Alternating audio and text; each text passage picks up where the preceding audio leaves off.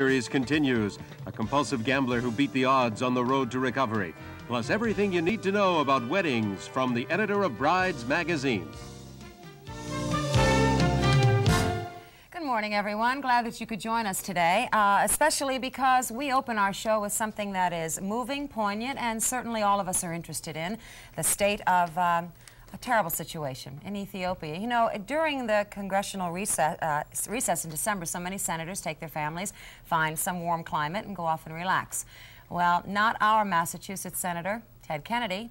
He went to when Ted Kennedy and his family walked into this camp on the first night of their visit to Ethiopia, the death rate was close to 60 a day. Those is only closed.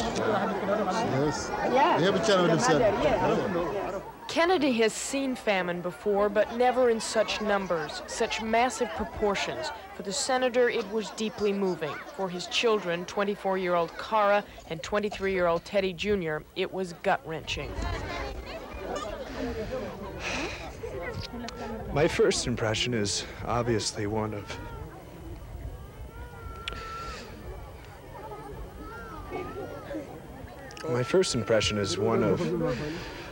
heartache for so many of these kids. As you look down here and see so many of them, and yet you see them smile, you know?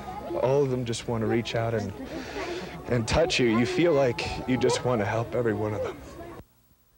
And we welcome Senator Kennedy to joining us this morning to talk about this trip. So much emotion. Your son was full of emotion. You were too. First, explain why Christmas, Senator.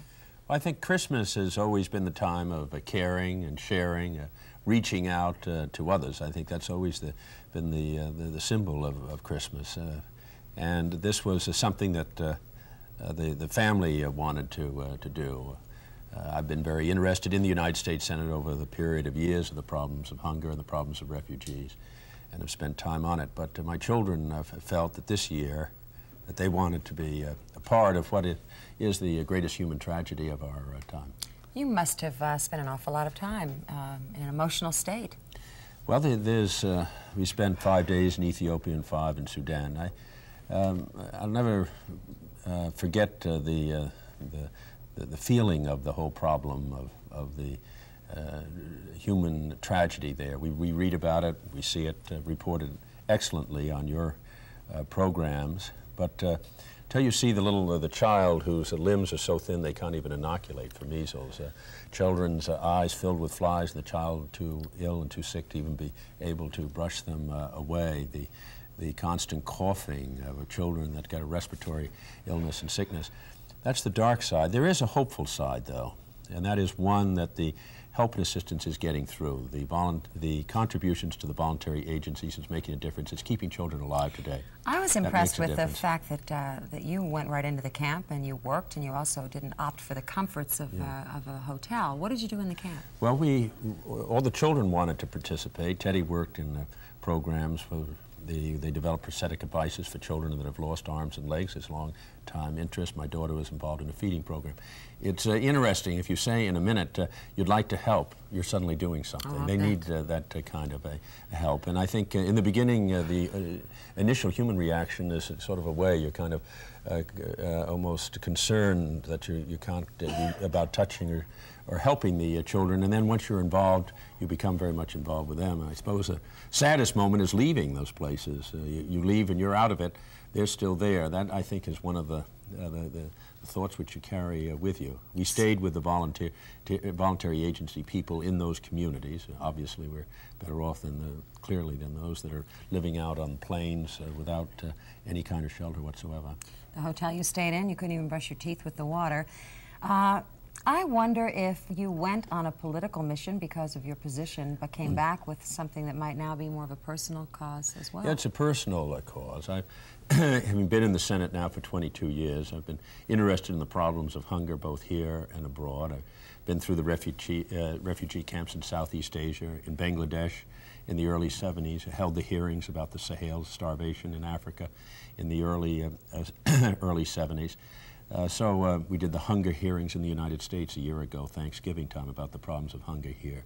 And I think, the hopeful side again is the United States knows how to grow crops. We know how to deliver matters. Well, why wait? Why such a long time so that this situation could escalate to this degree? What happened? Well, there's enough blame for everyone, for the administration, for the Congress, for everyone. I'm not as interested now in sort of looking to the past as I am really to the future, and I do think there are things that have been done. If we looked at India 20 years ago, they were importing what would be the equivalent of $10 billion worth of food a year, and now they're a food exporter. A lot has to be changed and altered. There has to be a lot of coordination. They need emergency help now. They need long-term assistance to be self-sufficient in the future. And we just can't forget it. We can't just see these pictures today and be concerned about it, which we should be. We have to, I think, being responsible to think of what we can do in terms of the future. The numbers of human beings involved in this situation are enormous. How many? Well, just in Ethiopia, 7.5 million people are threatened. The amount of children that are dying every day are in the thousands from preventable causes. We have just Ethiopia, you're going to have Sudan, 12 different African nations. We're talking in the millions of people that are facing or on the brink of starvation. You're talking about tens of thousands of children a day that are dying. And you, I'm sure, will take all of this back to Congress and we'll watch what we can all do to get involved. I think there's a lot that can be done both individually, I think in the private sector, and also in the public sector. Let's move then to your trip to South Africa, if we may. Senator Kennedy only returned yesterday, and we know of some of his speeches there. In fact, his very presence challenged the government policy of apartheid. How can we trust the government when they have made promises which have not been filled? He was welcomed by many blacks, especially the supporters of Bishop Tutu. But we also heard reports of the black protesters who demonstrated against Senator Kennedy every day. Kennedy seems to be canvassing for presidency in 1988 at the crest and wave of the militancy of the black people in this country. And we saw the white government police who pushed the protesters back. I have to start out, Senator, with an explanation of apartheid. For the layperson, can you please put it in some perspective? Well, I suppose for the, let's just take the average family and black family in South Africa. First of all, the husband doesn't generally live with the wife. They are in what they call a unisex hostels. They stay 11 months of the year away from their families. They are only permitted to go back to their wives and their children 3 weeks of the year. So you're saying that those blacks are segregated once and then segregated from their families again? Exactly right, with all of the breaking down of the family institutions. That happens and is the source of most of the labor that works both in American industries and throughout South Africa. Secondly, they are uprooted from their own communities, their farms where they have lived, lands in which they have lived over the period of time, and put out in what they call these, what I would consider concentration camp, windy, barren, plain areas where there are not the jobs and not the housing, and where the most significant factor is the growth of the graveyard of children who died from infant mortality. Solely on the basis of race. Thirdly, black children are given a secondary education. There's 2 systems of education. The white education system is first rate. The second, the black, is poor and inferior, so that when the young people graduate from school, there isn't even a competition in terms of the job. They spend 10 times as much to educate a white child as they do a black child. There are the requirements for the black parents to make personal contributions in terms of the education of the children that's not required of the whites. So there's a whole system, 300 laws, both in guiding in terms of employment, in housing. You can't walk through that country as a black citizen without a pass. And yet, just to explain, and this may be a dumb question, we are dealing with a nation that is a democracy, but has 4 whites. It's a democracy for whites. It's a totalitarian state for blacks. And what we have to understand is whether American policy, the issue is, does American policy help perpetuate that system? Or whether we find that system so repugnant that we are going to take whatever steps that we can to insist that people like Desmond Tutu, who is a Nobel laureate, and brave other white South Africans are going to be able to try and resolve their difference in a nonviolent way. And on this Martin Luther King's birthday day, we can actually say that Bishop Tutu is perhaps a Martin Luther King of this nation. Thinking that you have been rejected, you have been welcomed with open arms, and our people love you. That is Desmond Tutu telling Senator Kennedy that he was not to be upset because he was not allowed to speak. What happened that day? Well, there is a small minority group of a political party in South Africa that believes that there only should be a black solution to the whole problem in South Africa, and that there should be no role for whites involved.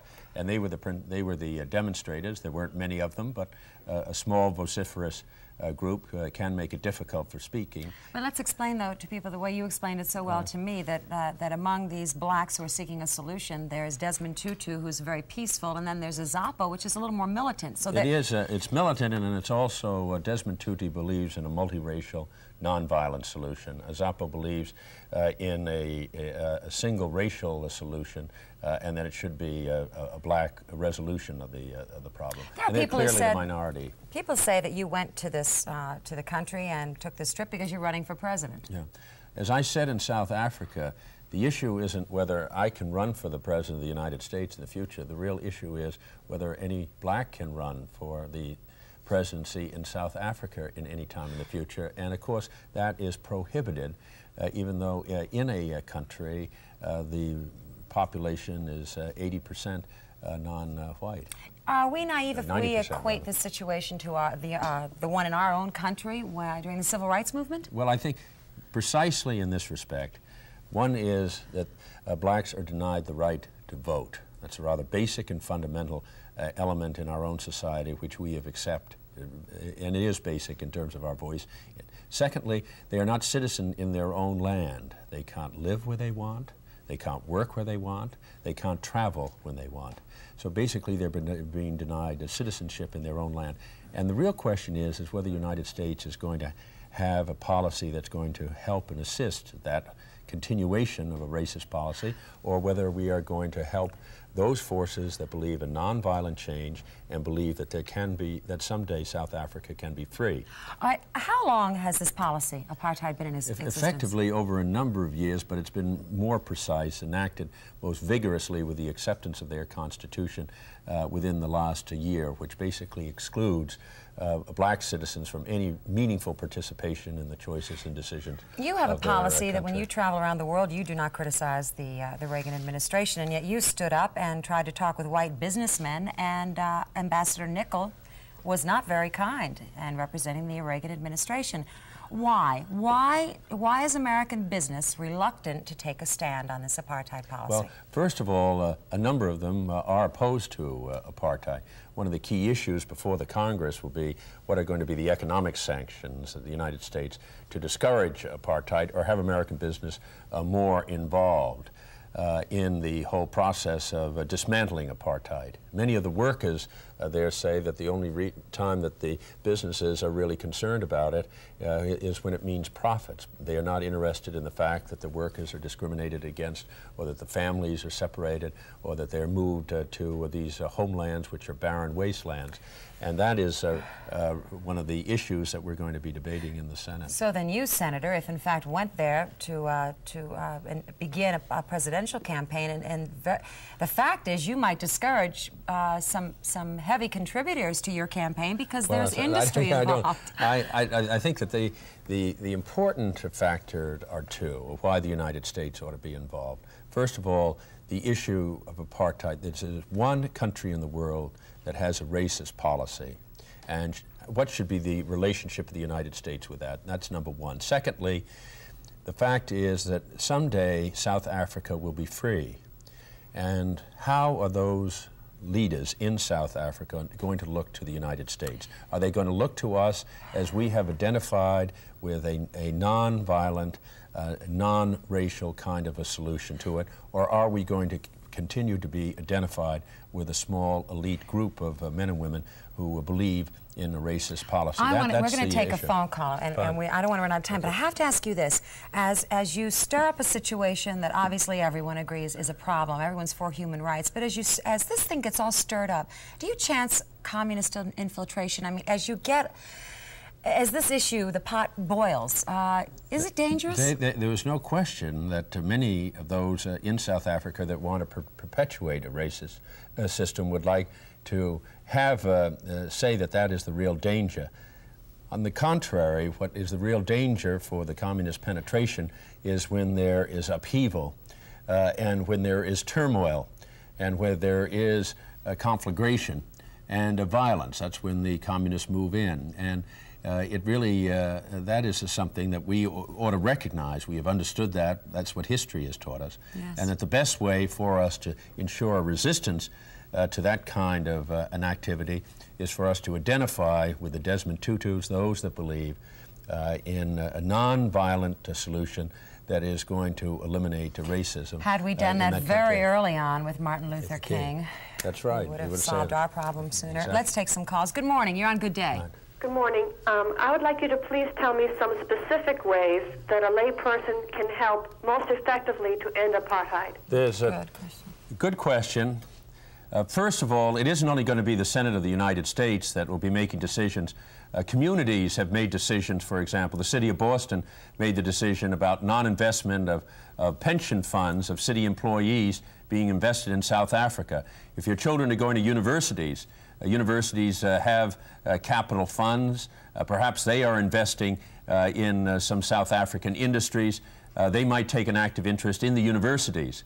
The state has certain funds that are available to it in terms of investment pension funds, for example, of state employees, ensuring that the states are not going to be involved in supporting industries and supporting apartheid. And then continuously following the issue in the House of Representatives and the Senate of the United States, ensuring that this is not a partisan issue. We, I think, have had effective a spokesman in Senator Lugar, who's a Republican, chairman of the Senate Foreign Relations Committee, Nancy Kassenbaum, a Republican chairman of the Subcommittee on Africa. But we ought to try and ensure and insist that we're not getting into a partisan. We want a broad-based political. I think this is an issue for the churches to be involved in. I think it's an issue that industries, that workers, labor, as well as political. So there's a real possibility. How about the Sullivan Principles, where U.S. businesses pledge to better the conditions of blacks? They have made some difference. They are monitored by Arthur D. Little in our own place, Massachusetts, but they are really not enough. The real kind of question is whether American industry is just complying with the principles, or whether we are in fact enforcing apartheid. I can give you an example on it. Under the statutes of South African law, only 3% of the black miners can live with their families. All of the white miners can live with their families.